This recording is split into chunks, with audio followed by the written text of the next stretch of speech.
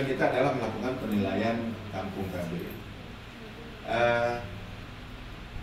Penilaian kampung KB ini sudah menjadi satu kegiatan rutin nampaknya dari BKKBN pusat, di mana setiap tahun itu diadakan penilaian terhadap kampung keluarga berkualitas.